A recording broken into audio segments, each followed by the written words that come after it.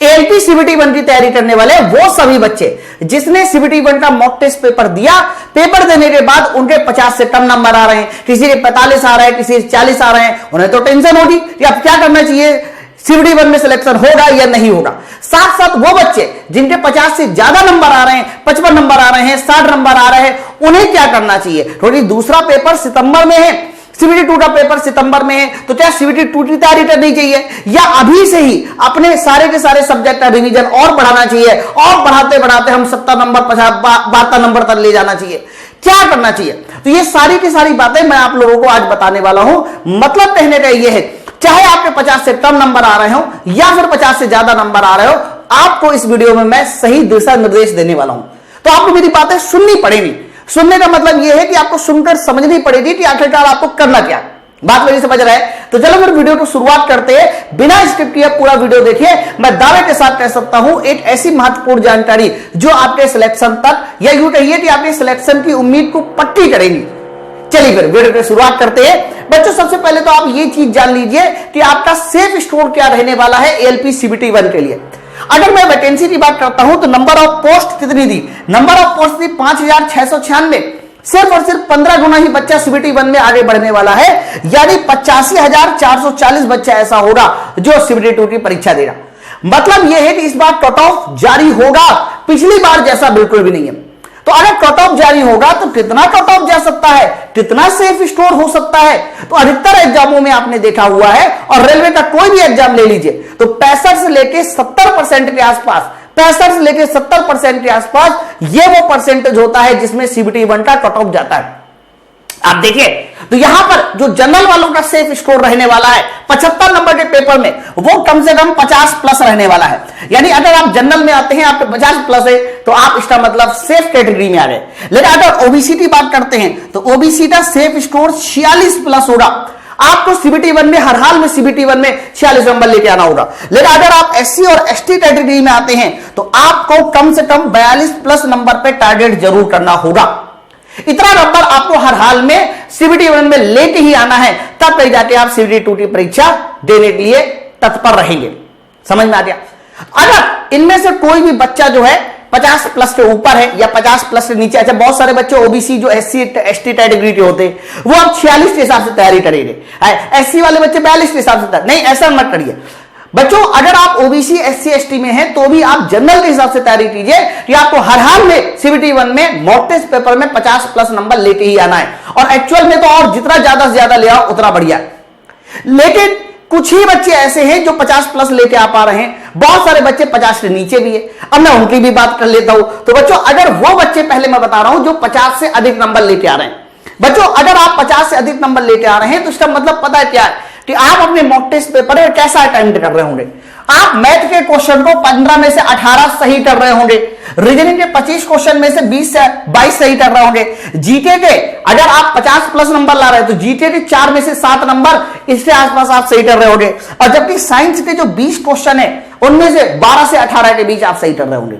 मतलब ओवरऑल अगर मैं देखूं तो 18 20 40 हो गया, और 40 के बाद ये हमारा 18 कितना हो गया 58, और इसके बाद 58 के बाद ये 7 65, यानी आपका मैक्सिमम साइड स्कोर 65 आ रहा है, और मिनिमम साइड स्कोर देखिए तो 20 15 कितना 35, और 35 और 12 कितना हो जाएगा जाके 35 और 12 हमारा 47 हो गया, और 47 4 51, यानी आपका जो स्कोर आ रहा है ना, जो 50 प्लस नंबर लेके आ रहे हैं वो लगभग 51 से 65 के आसपास वो सारे बच्चे हैं जो 50 से प्लस नंबर लेके आ रहे हैं। 65 प्लस भी बच्चे होंगे, मैं नहीं कहता नहीं होंगे, लेकिन वो फिर उस कैटेगरी में आ जाते हैं जो किसी रैंक बनाने की कैटेगरी में आएंगे, है ना। अब आप खुद सोचो, जैसे कि किसी बच्चे का मान लो 55 प्लस नंबर आ रहा है या 55 नंबर आ रहा है, तो सीबीटी 1 में चाहे आप जितना भी अच्छा कर लो, आपका उसका स्कोर सीबीटी 2 में जुड़ना ही नहीं है। एक बात पहले समझ लीजिए, ऐसा बिल्कुल भी नहीं है कि आपने सीबीटी 1 में बढ़िया स्कोर कर लिया तो इसका मतलब आपको सीबीटी 2 में फायदा मिलने वाला है, बिल्कुल भी नहीं ऐसा हो रहा। हो सकता है कि आपके सीबीटी 1 के सब्जेक्ट बहुत अच्छे हैं, लेकिन अगर आपका ट्रेड और अगर आपका बेसिक साइंस अच्छा नहीं हुआ तो आप बाहर भी हो सकते हैं। ऐसा भी हो सकता है कि कोई एक बच्चा सीबीटी 1 में 70 नंबर ले आए, और हो सकता है कि वो ट्रेड में जाके फेल हो जाए, वो बाहर भी हो जाएगा। तो इस समय क्या रणनीति कहती है? रणनीति ये कहती है कि अगर आप 50 प्लस नंबर लेके आ रहे हैं, जो बच्चे वो बच्चे इसको मेंटेन रखे, अपना रिवीजन जारी रहे, मैथ, रीजनिंग, जीके, साइंस इन सबको अच्छे से पढ़ता रहे। लेकिन साथ साथ ये जो दो सब्जेक्ट है ना, आपका ट्रेड और बेसिक साइंस, इनमें से किसी एक को उठाकर धीरे धीरे पढ़ना शुरू कर दो। और मैं बता रहा हूं बेसिक साइंस पढ़िए, क्यों? क्योंकि इस बार जीके जीएस नहीं आ रहा है और basic science in drive 50 number का है। और मैं आप लोगों को बता दूं, ये 2-4-5 घंटों का सब्जेक्ट नहीं है। इसको पढ़ने, इसको समझने के लिए कम से कम आपको 150 घंटे देने ही पड़ेंगे। अब आपने मान लीजिए जून या जुलाई में पेपर हो गया, सितंबर में दूसरा पेपर है, यानी आप देखिए अगस्त, सितंबर, अरे यार समय कितना बचा आपके पास? 60 दिन का मात्र समय बन रहा है। यानी सीबीटी 2 की जो परीक्षा है अगली, वो हमारी सितंबर में स्टार्ट हो जाएगी। तो आप खुद सोचो कि क्या अगले मैक्सिमम 60 दिन मिलेगा, इससे ज्यादा नहीं। तो क्या अगले 60 दिन में आप जो है बीएसईडी और ट्रेड पढ़ लोगे?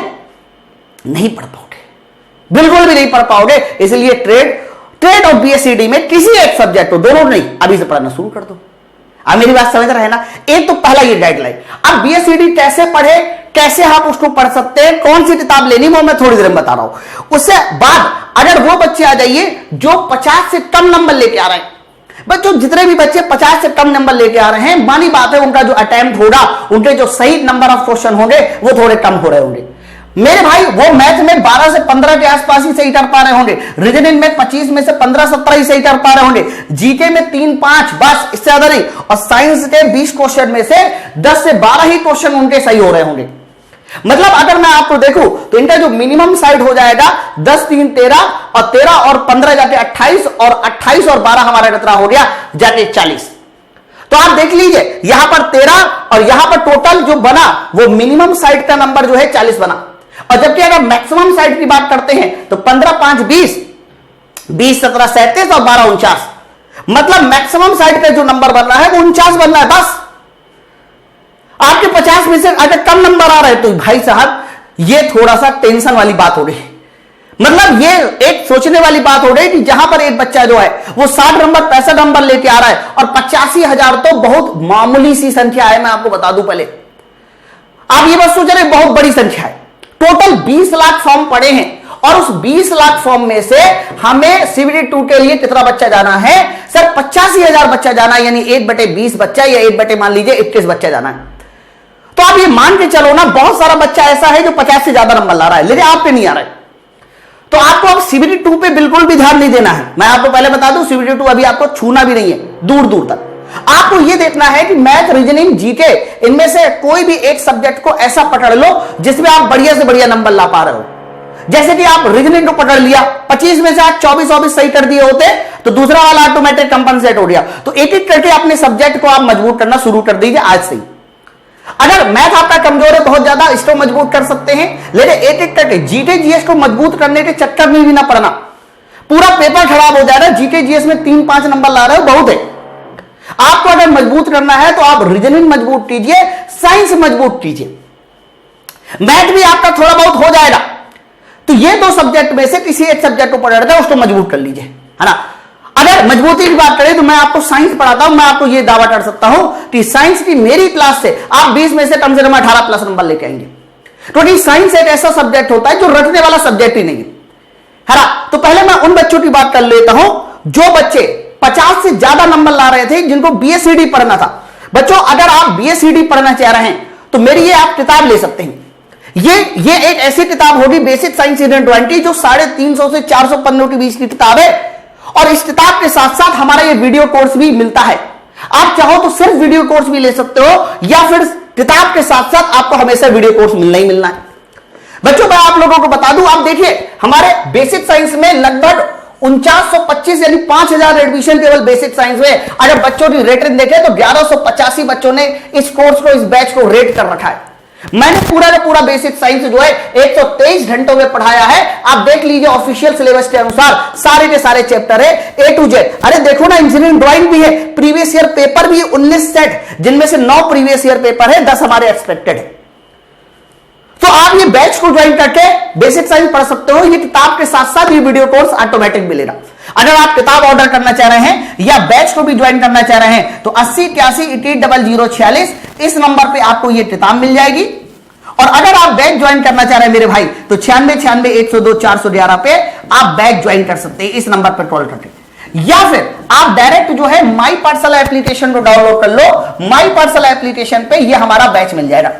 तो अगर आप 50 से ज्यादा नंबर ला रहे हैं तो आप बेसिक साइंस पढ़ाना शुरू कर दो, नो डाउट। लेकिन वो बच्चे जो 50 से कम नंबर ला रहे हैं वो कैसे तैयारी करें? तो उसके लिए साइंस का लाइव बैच ऑलरेडी स्टार्ट हो चुका है, और साइंस का लाइव बैच के साथ साथ अगर ज्यादा देर हुई तो हम आपको रिकॉर्डेड सेशन भी दे देंगे। अब देखो ये जो साइंस का लाइव बैच है, क्योंकि साइंस एक ऐसा सब्जेक्ट रटने वाला है ही नहीं। आप 1000 क्वेश्चन पढ़ लीजिए, 1001 क्वेश्चन में फंस जाओगे अगर आपका थ्योरी क्लियर नहीं। मुझे पता है बहुत सारे हिंदी बच्चे, हिंदी भाषी बच्चे ऐसे बच्चे होते हैं जिनको जब तक चीजें क्लियर न की जाए तब तक वो सब देखिए ना, लैंग्वेज एकदम आसान सी भाषा में आप लोगों को इस तरह से हम अपने एप्लीकेशन पे पढ़ा रहे हैं। एक एक छोटी से छोटी चीज बता रहे हैं, क्या चीज होती है, कैसे हमें निकालना होता है, हर एक चीज को एक्सप्लेन करके बता रहे हैं। ये हम, और देखिए ना एटॉमिक स्ट्रक्चर, एटॉमिक नंबर भी याद कराया, उसके बाद इलेक्ट्रॉनिक विन्यास भी बनाना सिखाया, हर एक चीज को एक्सप्लेन किया जा रहा है। तो साइंस का लाइव बैच स्टार्ट है सुबह 11 बजे। तो जो भी बच्चे एकदम नए हैं तो वो अपना साइंस मजबूत करने के लिए साइंस के लाइव बैच से जुड़ सकते हैं। लाइव बैच से जुड़ने के लिए आपको माई पाठशाला एप्लीकेशन डाउनलोड करना पड़ेगा, या फिर जो मैं नंबर बता रहा हूं 9696102411 आप इस नंबर पर कॉल भी कर सकते हैं।